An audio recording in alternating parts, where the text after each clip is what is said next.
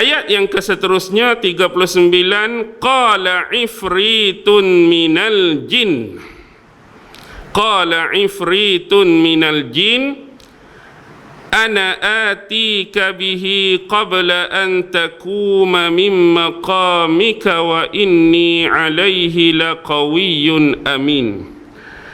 Maka berkatalah ifrit daripada golongan jin, ana atika bihi, sesungguhnya aku akan datang kepadamu dengan membawakan singgasana itu kepadamu. Aku akan datang kepadamu dan bawakan singgasana itu kepadamu qabla an taquma min maqamik, sebelum engkau bangun ataupun sebelum engkau berdiri daripada tempat dudukmu. Wa inni alaihi laqawiyyun amin, dan sesungguhnya aku benar-benar kuat untuk membawanya dan aku adalah dapat dipercayai. Baik. Qala ifritun minal jin, berkata ifrit dari golongan jin. Sebab tu orang tua kita cakap jin ifrit.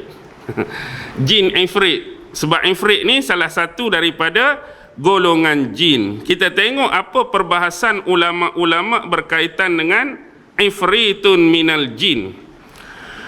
Berkata Mujahid, Mujahid kata ifrit ini adalah daripada jenis jin yang jahat. Ifrit ni adalah daripada jenis jin yang jahat. Dia ceritakan ni makna secara umum, tapi bukan merujuk khusus kepada ifrit hak dalam cerita ni. Makna ifrit tu sendiri maksud dia jin yang jahat. Manakala Syu'aib Al-Jibai mengatakan kana ismuhu Kauzan, Syu'aib Al-Jibai kata nama bagi ifrit yang minta kepada Nabi Sulaiman nak bawa singgasana Bilqis ni, nama jin ifrit tu ialah Kauzan. Kauzan, kaf waw za alif nun, Kauzan. Baik, apa yang disebutkan oleh Syu'aib Al-Jibai ini turut dikatakan, maksudnya bersetuju dengan pandangan tersebut juga Muhammad bin Ishaq daripada Yazid ibnu Rumman. Muhammad bin Ishaq daripada Yazid ibn Rumman juga bersetuju dengan mengatakan bahawa jin ifrit itu nama dia Kauzan.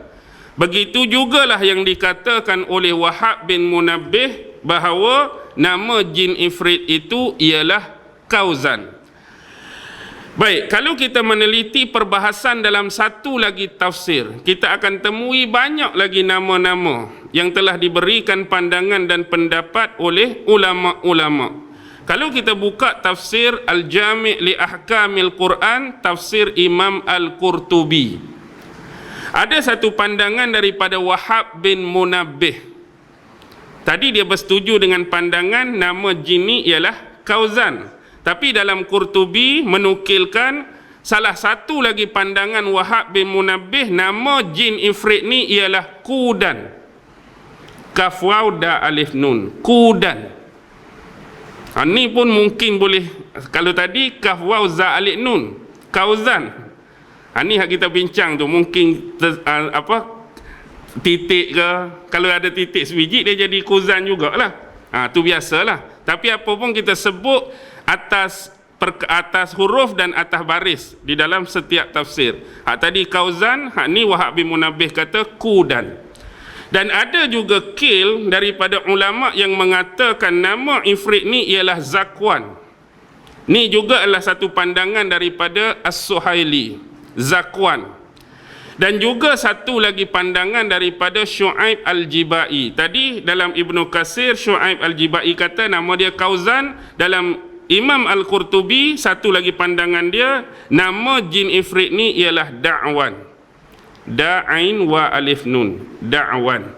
Jadi sekurang-kurangnya ada 4 nama melalui 2 tafsir ni. Kita tak cek lagi tafsir lain. Kok ada lagi nama lain yang timbul dan wujud, wallahu alam.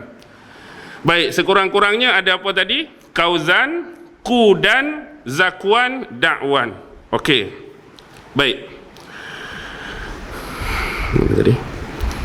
Ana atika bihi qabla an takuma min maqamik. Jadi sebelum tu ada satu pandangan daripada Abu Saleh. Abu Saleh sebut tentang ifrit minal jin kana ka'annahu jabalun. Dia bukan sebut pasal nama, dia sebut pasal sifat. Jin ifrit yang berbicara dengan Nabi Sulaiman tu ka'annahu jabalun, rupa dia, sifat dia sama besar dengan satu bukit. Besar dia tu sama dengan satu bukit. Kana ka'annahu jabalun. Itulah yang disebutkan dalam tafsir Ibnu Katsir. Okey. Sesungguhnya aku akan datang kepadamu dengan membawakan singgasana itu kepadamu qabla an takuma mim maqamik, sebelum engkau berdiri ataupun bangun daripada tempat dudukmu. Jadi dalam Ibnu Katsir ada 3 pandangan di sini. Pertama ialah pandangan daripada Ibnu Abbas, sepupu kepada Rasulullah sallallahu alaihi wasallam. Apa kata Ibnu Abbas? Ibnu Abbas mengatakan bahawa yang dimaksudkan dan dikehendaki dalam ayat ini ialah sebelum Nabi Allah Sulaiman bersurai ataupun keluar daripada majlisnya. Yang dikatakan sebelum engkau bangun daripada tempat dudukmu tu, Nabi Sulaiman ni ada dalam satu majlis. Yang dikehendaki dalam ayat ni sebelum dia bersurai ataupun keluar daripada majlis dia. Maksudnya ambil masa jugalah nak bersurai atau keluar daripada majlis. Itu pandangan Ibnu Abbas. Manakala pandangan yang kedua datangnya daripada Mujahid. Mujahid mengatakan sama persis seperti yang disebutkan oleh ayat, aku akan mendatangkan singgasana itu sebelum engkau bangun daripada tempat dudukmu. Maksudnya Nabi Sulaiman duduk atas kursi, atas singgasana dia. Sebelum Nabi Sulaiman bangun tu, jin ifrit tu dah menjanjikan dia boleh bawa arasy tu di hadapan Nabi Allah Sulaiman. Inilah yang paling dekat dengan makna ayat yang disebutkan.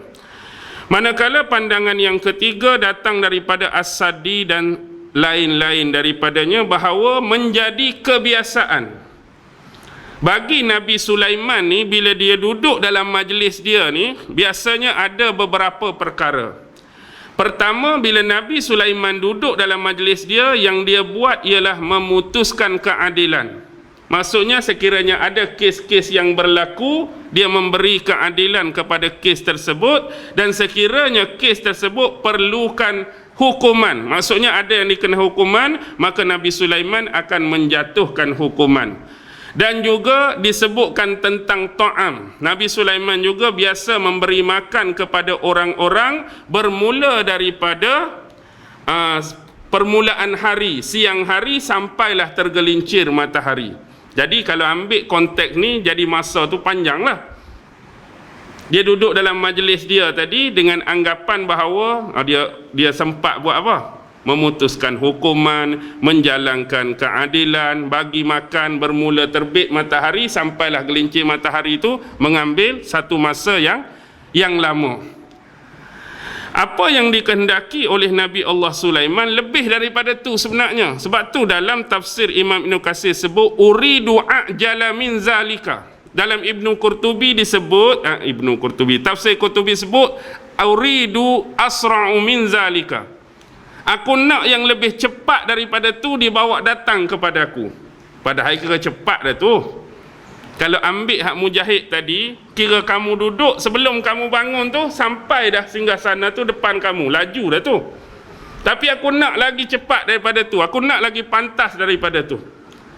Berkaitan dengan apa yang menjadi keinginan Nabi Sulaiman tadi sebelum mereka tu sampai tu. Kalau tidak, dia jadi tak boleh lah atas aku nak ambil benda tu. Jadi nak cepat-cepat, padahal cepat dah. Wa inni alaihi laqawiyyun amin. Sesungguhnya, sambung jin ifrit tu, aku benar-benar kuat untuk membawanya, lagi aku ini dapat dipercayai. Jadi dia sebut dua sifat dia di situ. Satu qawiyun, dia nak habaq, dia ni kuat di hadapan Nabi Sulaiman. Satu lagi sifat dia ialah amin, dia tu amanah.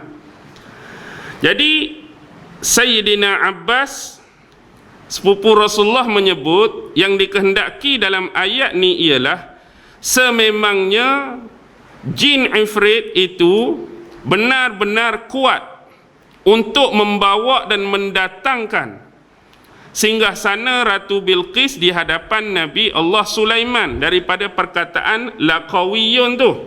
Jadi apa hubungan dengan perkataan amin tu?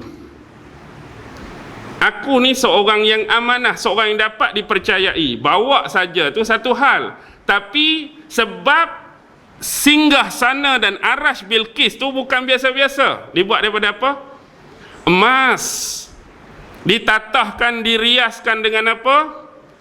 Yakut yang berwarna merah, zabarjat warna hijau, mutiara-mutiara, permata-permata. Kalau tak disebutkan sifat amanah di sini, bawa saja tapi tak tahu hilang ke mana. Mudahnya nak hubung kaitkan macam tu lah. Kalau kita kata aku kuat, aku layak bawa, tapi bawa-bawa pi lari ke lain. Tapi dihubungkan dengan kalimah amin tadi, bukan setakat layak dan kuat untuk bawa benda tu, tapi dapat menjaga semua yang ada pada aras tu dengan baik sampai diletakkan di hadapan kamu. Aku ni kira orang boleh diharap, orang boleh dipercayai untuk hal tersebut. Maksudnya tak akan hilang emas tu, tak akan hilang sebiji permata atau mutiara yang terdapat pada aras tersebut. Okey.